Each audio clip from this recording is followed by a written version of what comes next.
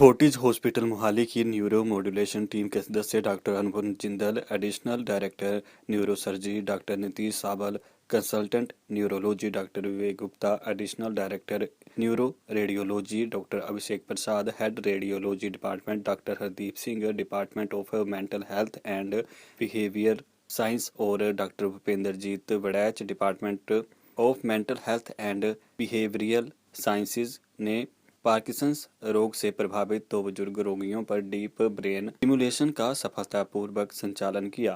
Deep brain stimulation एक neuro surgical प्रक्रिया है जिसमें पार्किंसंस रोग से पीड़ित रोगियों के लिए इम्प्लांटेड इलेक्ट्रोड और इलेक्ट्रिकल स्टिमुलेशन का उपयोग करना शामिल है। इस प्रक्रिया में विद्युत आवेग उत्पन्न करने के लिए मस्तिष्क के अंदर इलेक्ट्रोड को प्रत्यारोपण करना शामिल है, जो मस्तिष्क से प्रभावित कोशिकाओं और रसायनों का इलाज कर सकता है। वाराणसी का एक 64 वर्षीय रोगी पार्किंसंस रोग से पीड़ित था और उसके हाथ सिर का कांपना, बोलने में कठिनाई, अंगों की जकड़न और शरीर का संतुलन बिगड़ना जैसे लक्षण दिखाई देते थे। रोगी पर दवाओं का भी कोई असर नहीं हो रहा था। के लक्षण जैसे कंपकपी, चलने में असमर्थता आदि समय के साथ बढ़ते गए। रोगी ने हाल ही में फोर्टिस अस्पताल में डॉक्टर सावल से संपर्क किया, जिसमें उन्होंने अपनी टीम के साथ डीप ब्रेन स्टिमुलेशन सर्जरी की। सर्जरी के बाद रोगी के झटके कम हो और वह बिना किसी सहारे के चलने में सक्षम हो गया। इसके साथ ही दूसरा रोगी 65 वर्षीय व्यक्ति हरियाणा का था और वो 8 वर्षों से पार्किंसंस रोग से पीड़ित था। उसकी भी स्टिमुलेशन सर्जरी की गई।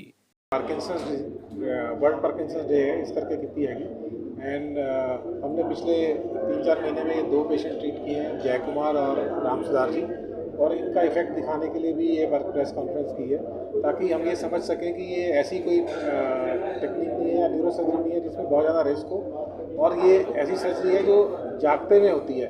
पेशेंट को इसमें बेहोश नहीं करते और इसका फ़ायदा बहुत ज़्यादा होता है। बहुत सारे लोग इस डर के मारे नहीं कराते कि बहुत नुकसान हो जाएगा, पर इस काम में फ़ायदा होने का चांस बहुत ज़्यादा है और नुकसान होने का रिस्क बहुत ही थोड़ा है। इंडिया में ऐसा बहुत ज़्यादा डाटा ही नहीं है कि पार्किंसन का इंसिडेंस कितना है, कि हर इंसिडेंस का मतलब है कि 1000 बंदों में से कितनों को पार्किंसन है या 1 लाख में से कितनों को पार्किंसन है। अनफॉर्चुनेटली ऐसा बहुत ज़्यादा डाटा नहीं है, पर जो मोटा डाटा है हमारे पास ये होता है कि 1 लाख में वेरी करता है 8 से 16, 8 से 32, कई जगह में ज़्यादा। कुछ कम्युनिटीज़ में पार्किंसन ज़्यादा होता है, कुछ कम्युनिटीज़ में पार्किंसन ज़्यादा होता है। तो अगर आप पार्किंसन का डाटा लेंगे तो ज़्यादा आएगा, और यूजुअल जो एक एवरेज सा आता है 8 से 16 पर लाख या 5 to 8 पर लाख इंसिडेंस होता है पार्किंसन डिजीज़ का। पार्किंसन डिजीज़ में ये होता है कि हमारे दिमाग में जैसे सेल्स होते हैं ना, आप लगा लीजिए कि दिमाग में एक अंगूरों का गुच्छा है, उसको सब्सटेंशिया नाइग्रा बोलते हैं। वक्त के साथ वो हर आदमी का छोटा होता है। जैसे मैंने बोला था कि साल में 2 अंगूर कम हो जाएंगे, लेकिन जिनको ये बीमारी होती है उनके साल में 20 अंगूर कम हो जाते हैं, तो वो गुच्छा छोटा होता जाता है।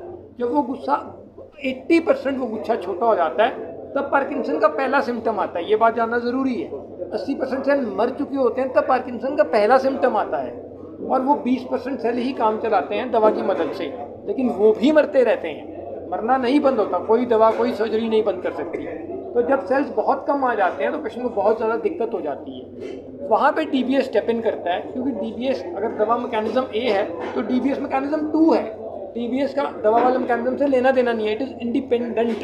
तो इसलिए DBS सही काम करता है मिड टू लेट पार्किंसन किसी भी एज में हो सकता है। यूजुअली 55 के करीब बिगिन करता है, लेकिन यंग ऑनसेट भी होता है जो कि 25 साल की उम्र में भी हो सकता है। इनका खाने पीने से कोई बहुत ज़्यादा लिंक नहीं है, एंड ऑडली और surprisingly cigarette smoking is protective against Parkinson. Cigarette पीने के लिए सलाह नहीं दे रहा हूँ, बिल्कुल नहीं दे रहा हूँ, बता रहा हूँ। जो लोग सिगरेट पीते हैं उनको पार्किंसन कम होता है, क्यों होता है नहीं पता। यूजुअली जेनेटिक कंपोनेंट होता है, और ये देखा गया है। एक रिस्क फैक्टर थोड़ा सा डिफाइंड है कि जो लोग स्प्रे करते हैं, इंटरनेशनली डिफाइंड है, जो लोग पेस्टिसाइड वगैरह यूज़ करते हैं, हैंडल करते हैं, उनमें थोड़ा सा ज़्यादा होता है, पर वो भी बहुत क्लियरली डिफाइंड रिस्क फैक्टर नहीं है। फिर उसी टांग में जाता है, फिर दूसरे हाथ में शुरू होता है, फिर उसी टांग में जाता है। जब पेशेंट का चलना फिरना बंद हो जाता है तो इनवेरिएबली, मतलब स्टेजिंग ही मान लेते हैं ना, जब पेशेंट चल नहीं पाएगा तो जो क्वालिटी ऑफ लाइफ पेशेंट की डिटीरियोरेट कर जाती है। पेशेंट लिख नहीं पाता है, खाना खाएगा यहाँ लग जाएगा, नीचे गिर जाएगा। तो पार्किंसन पूरी बॉडी को इफेक्ट करता है, प्लस आदमी, कोई भी नॉर्मल आदमी जब अपना नॉर्मल काम नहीं कर पाता तो आदमी डिप्रेस हो जाता है। DBS अर्ली पार्किंसन में हम नहीं करते हैं एज पर द गाइडलाइंस, हम मिड और लेट स्टेज में ही करते हैं। पार्किंसन जब मरीज को होता है उसके पहले 2 साल बीमारी के हम DBS नहीं करते हैं, क्योंकि तब दवा से बेहतरीन इफेक्ट आता है। बता दें कि फोर्टिस हॉस्पिटल मोहाली की न्यूरो मॉड्यूलेशन टीम के सदस्यों ने पार्किंसन से संबंधित लक्षण पर काम करने के बाद 2 बुजुर्गों को चलने में और शारीरिक तौर पर सक्षम बनाने के लिए सफलतापूर्वक इलाज किया, जो कि आज चर्चा का विषय बना हुआ है। न्यूज एक्सप्रेस इंडिया के लिए चंडीगढ़ से प्रसन्न बर्मन की रिपोर्ट।